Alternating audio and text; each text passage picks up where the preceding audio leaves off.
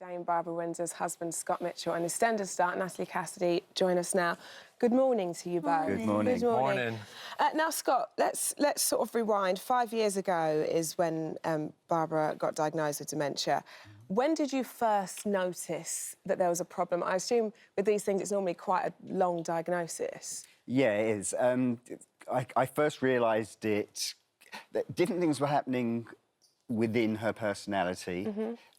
She was becoming obviously very repetitive. That's one of the early signs that you see, but you don't always initially think that that's what it is. Sure, you said that's normal with some people as they get a little older. As they get a bit older, and of course it's nothing you want to exactly talk about as well. Yeah. It's not a polite thing to talk about. Yes.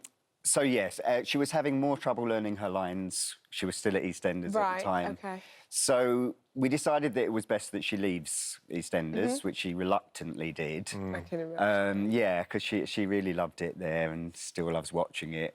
But it was after that I noticed that this repetitive nature was continuing. So was it a discussion that you actually sat down with her to have to make these decisions, or was she aware that it was happening? What I did was I just said to her, I made her aware that this was starting to happen. And it's a very difficult conversation for any family member to have with someone, because, you know, you don't want to imply that you're getting a bit older, you know, it's that type of thing. But also that something's wrong. That something's wrong, and you have to be very careful. And I know a lot of people have spoken to me since, and they all say, oh, we're really worried because we have a family member who is showing those signs, but we don't know how to, or if we do approach it, they get quite defensive. So what I did was I said to Barbara, let's go and see someone, because, you know, you've most likely worn yourself out learning all these lines all your life. And I put it like that. And I said, maybe there's something that they can do just to help us, you know, boost it a little bit for you. Now, you obviously, so that's 5 years ago. Fast forward to now, last year you very publicly spoke about it, which have you been sort of surprised by the response of that? Because you have, in doing so, you have both helped so many people already. I think I'm surprised, and I'm just thrilled that it's had that kind of impact, because that wasn't the reason that we went public. We went public because I couldn't hide it any longer from people, because Barbara always gets people coming up to her, and it was beginning to be quite obvious. I think the lovely thing is, I had something, I'm on this, the Dementia Revolution, which is the name of the charity. I mean, apart from our team, which is Barbara's Revolutionaries, which I love. The wonderful cast of EastEnders that are joining me for the marathon. There's also the Dementia Revolution, and there's a lot of people running for that.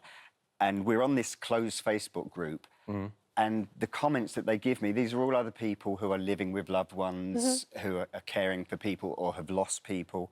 And one particular lady wrote to me, and she said, on the forum, she said, I just want to thank you and Barbara Scott, because my mum now discusses her Alzheimer's with our family, That's she That's really never amazing. did. And I think it's really important, because I grew up with a mom who looked after her mother, and for 10 years, my mom watched her mom deteriorate as I did, and I saw the stress that it put on my mom. The one thing, again, that you've helped with other people is there should be no guilt in talking about stuff that's happening. I mean, that should be a big relief to you also, that you can speak about it. Well, exactly. When we did go public, it was such a weight off my shoulders, because there's a reluctance for people to talk about dementia, and it's nothing to be ashamed of. It's nothing to be ashamed of for the person living with it or the carers. How's she doing now? It's very changeable. You know, the thing with dementia is it really is changeable. Sometimes we're sitting there having a very lucid conversation, watching telly and laughing and joking, and in a split second she will say to me, have you ever stayed in this place before? And that's our front room. So it really throws you the whole time. There's no, and I think every person living with it has a different story. Correct. And different. And that's ever so, you know, obviously it's her that's going through it, but it's ever so hard for you.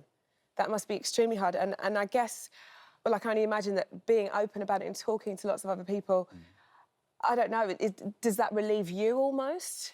It does. I think, because whenever we share a problem of any kind, that's a great help to us in life generally. Yeah, truth and honesty is one of the best things. Yeah. Do you get frustrated?